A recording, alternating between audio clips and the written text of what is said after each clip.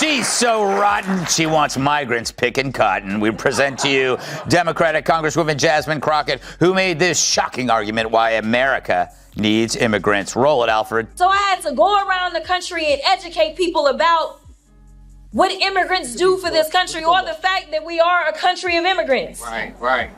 The fact is, ain't none of y'all trying to go and farm right now. Okay, so I'm lying. Raise your hands. This is when the wheels fall off. You're not.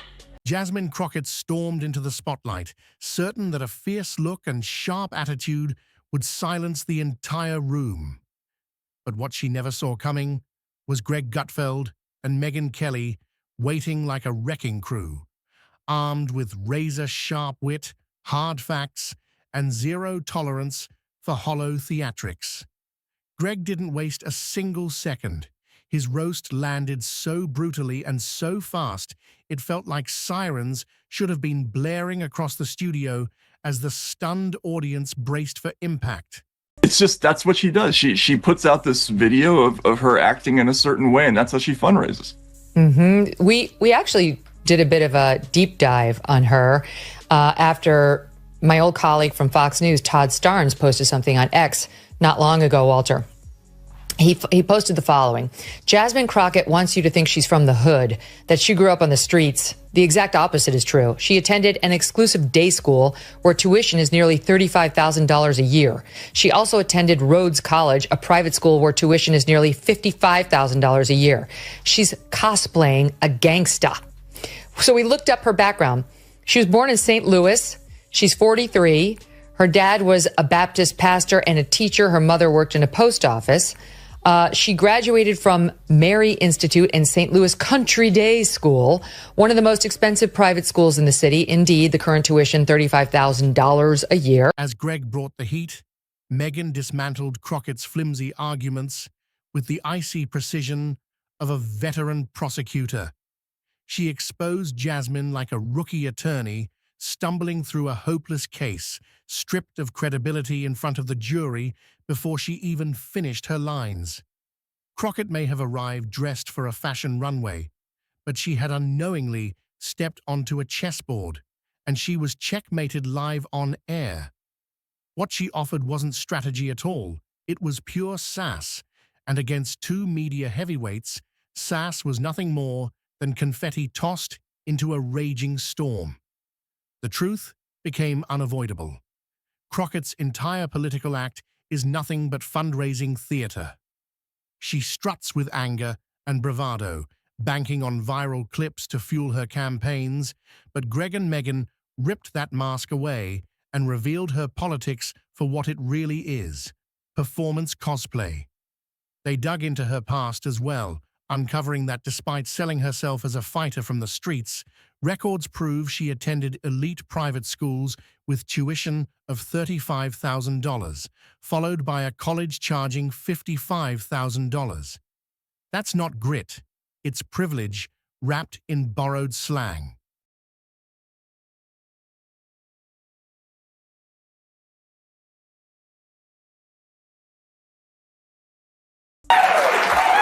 Jasmine Crockett's got another hot take. No blacks and whites on a wedding cake.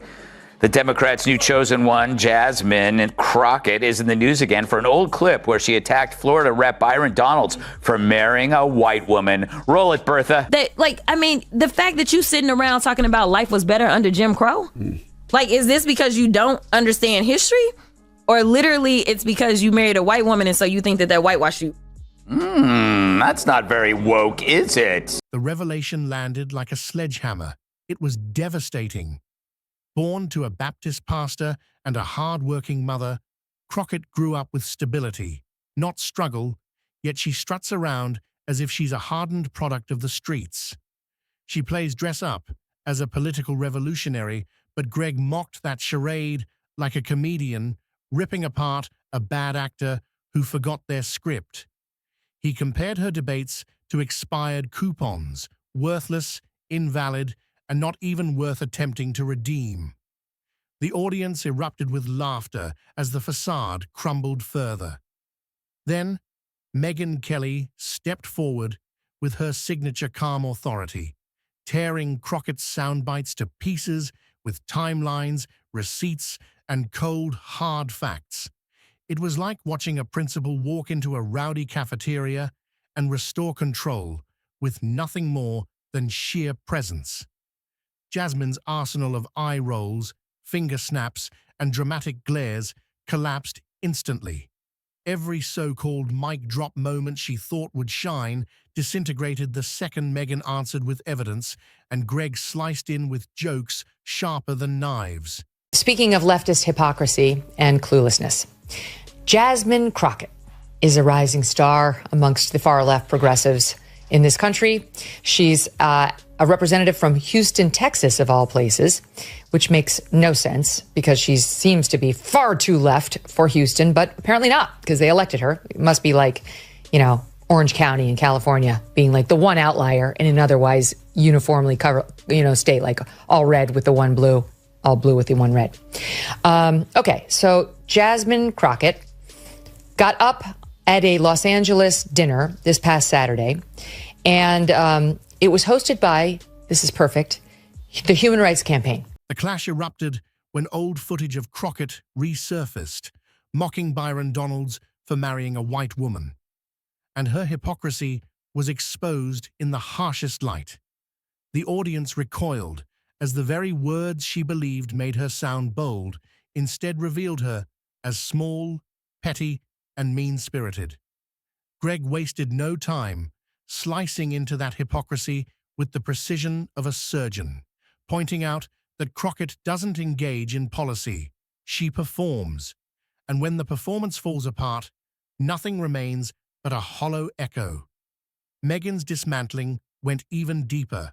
Cold, calculated, and devastatingly thorough, she tore into Crockett's record like an IRS audit, sparing nothing. Every boast Jasmine made about fighting for the people crumbled under the weight of undeniable truth. Watching her unravel was like watching someone fling mashed potatoes in a cafeteria food fight, unaware that every slip, smirk, and glare was being recorded in pristine 4K, each blunder instantly transformed into viral content, destined to be replayed again and again across the internet. That was 3 years ago. The ones of her just sounding like a normal person talking. 3 years, it's not like that was 20 years, but then she moved to Mississippi for all that time. That was 3 years ago. She sounded like a totally normal person. It's only now she's got her accent and she's going to kick everybody's ass. It's such an affectation. Greg didn't even break a sweat as Crockett threw out her one-liners. He smirked, so unimpressed it looked like he could casually solve a Sudoku puzzle mid-debate and still outshine her before she finished speaking. Jasmine turned every phrase into performance art, mistaking the House floor for a Bravo reality show. But this wasn't Bravo. It was a demolition derby of words, and she was riding a tricycle straight into monster trucks. Megyn Kelly's mere presence flipped the entire atmosphere, calm, composed, and completely unshaken.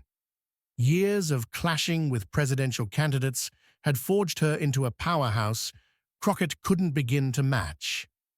The outcome was undeniable. Crockett's loud hashtags and viral tantrums crumble the moment the theatrics are stripped away. What's left is nothing but a fragile shell of a politician, all style and no substance. This wasn't just a takedown. It was a masterclass in exposing the gaping line between empty noise and true knowledge. Is she making any point there?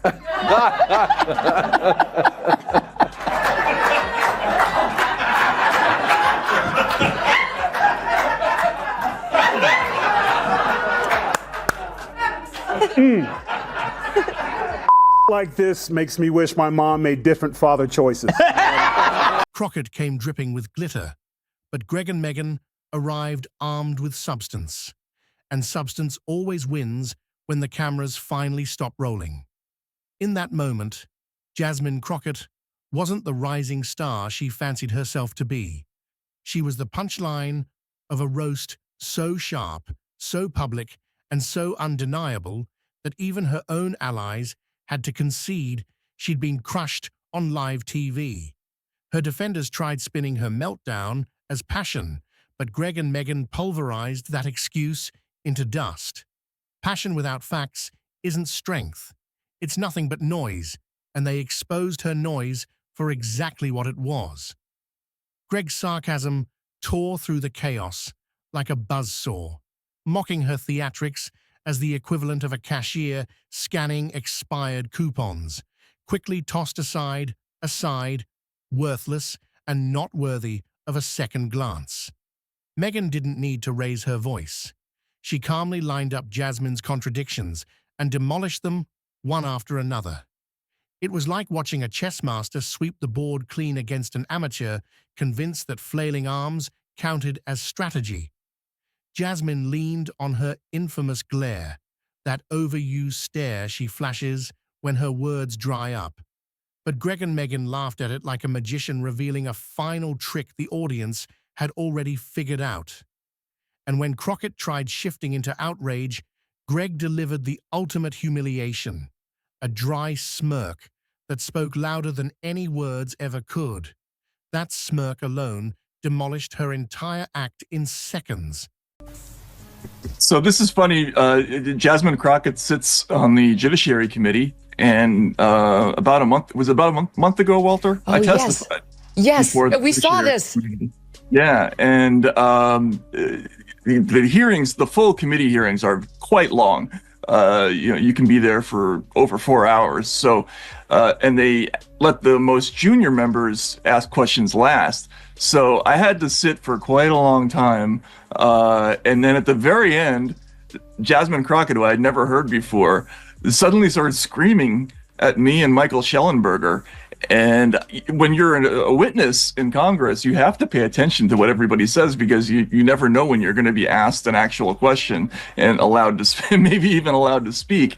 But I could not understand what she was saying. She was moving from one thing to another, and she was doing all that code switching stuff with the y'alls and y'all eyeing on this and everything. Megyn struck even harder with facts Jasmine couldn't outrun. She exposed Crockett's privileged background, elite schools, and a polished upbringing that clashed completely with her fake fighter-from-the-streets persona. The hypocrisy was staggering, and the contrast was merciless. While Crockett shouted, posed, and pouted, Megyn stayed calm, steady, and relentless, wielding receipts that cut louder than all the noise. It was like watching a high school debate dropout crumble against a Supreme Court argument, one side collapsing while the other ruled with ease.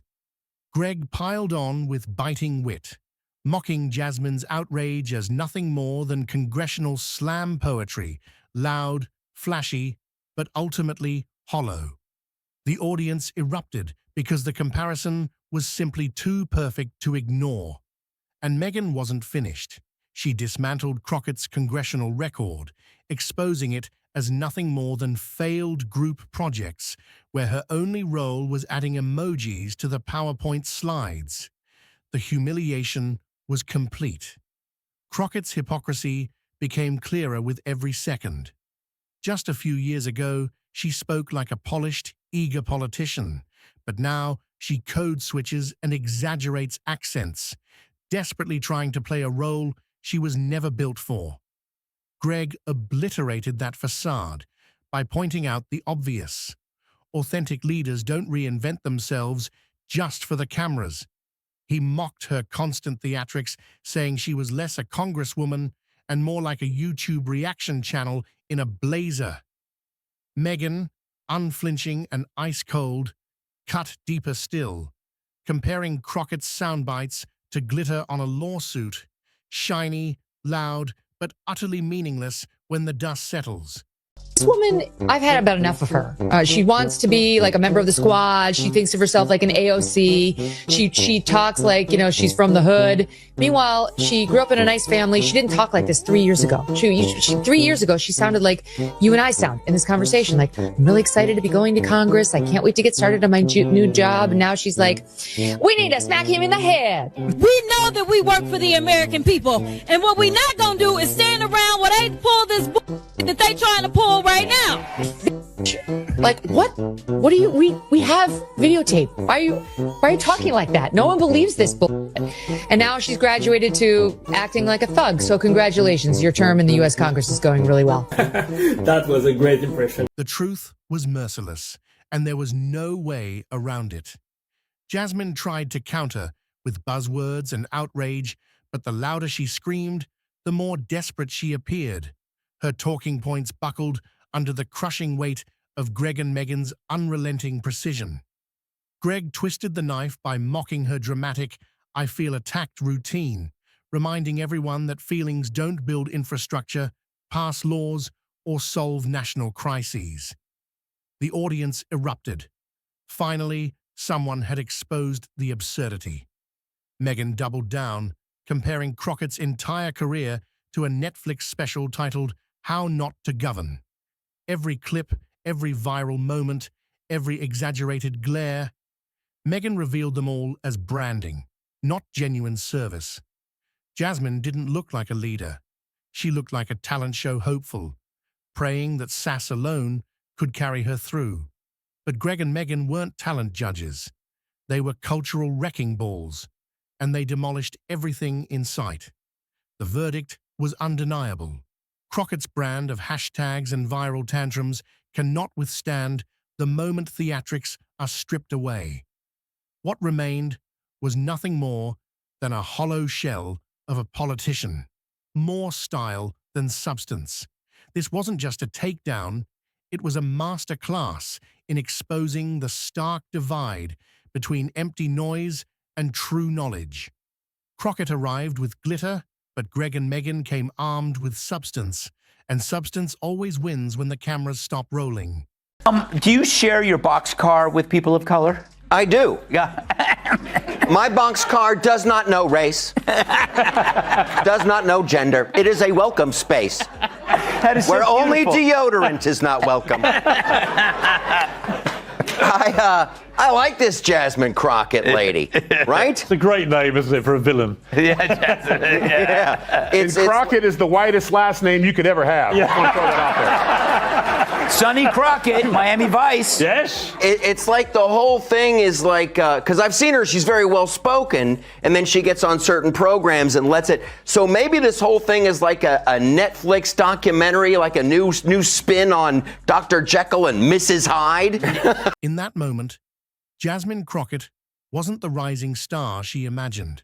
She was the punchline of a roast so sharp, so public, and so undeniable that even her loyal supporters had to admit she'd been checkmated on live television. Her defenders scrambled to frame her meltdown as passion, but Greg and Megyn reduced that excuse to dust.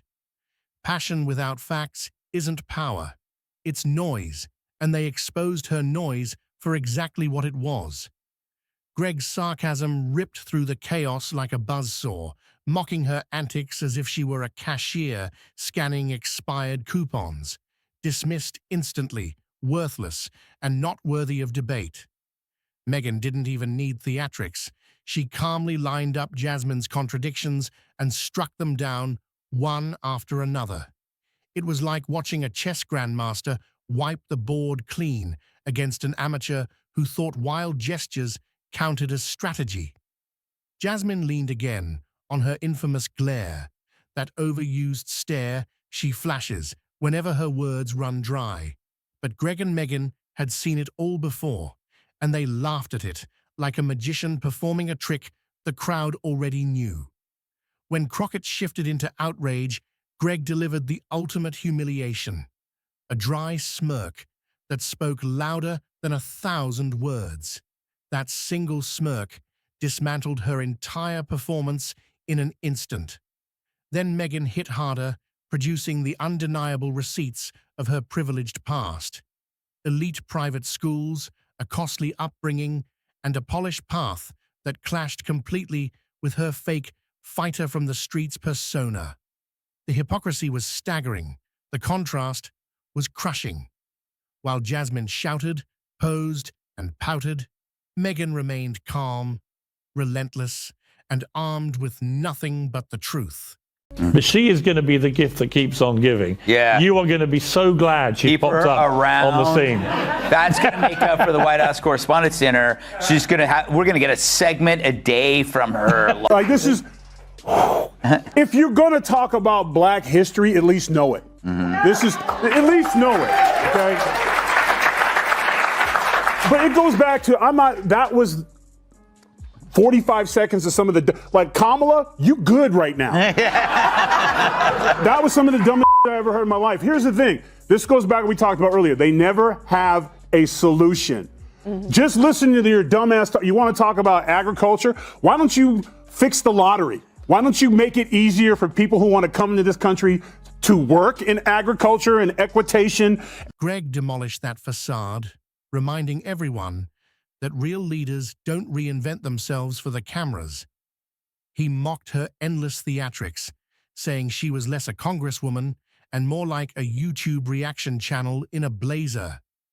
Megyn, calm and stone-faced, went even deeper, comparing Crockett's soundbites to glitter on a lawsuit, loud, shiny, but utterly meaningless when the dust settles. The truth was undeniable. Jasmine hurled buzzwords and outrage like weapons, but the harder she tried, the more desperate she looked. Her talking points crumbled under the weight of Greg and Megyn's unshakable precision.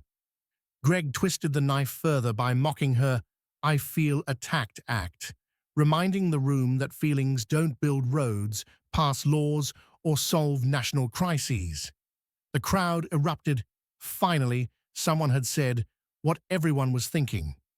Megyn delivered the final blow, framing Jasmine's entire career as a Netflix special titled "How Not to Govern." Every clip, every smirk, every viral glare, exposed as nothing but branding, never real service.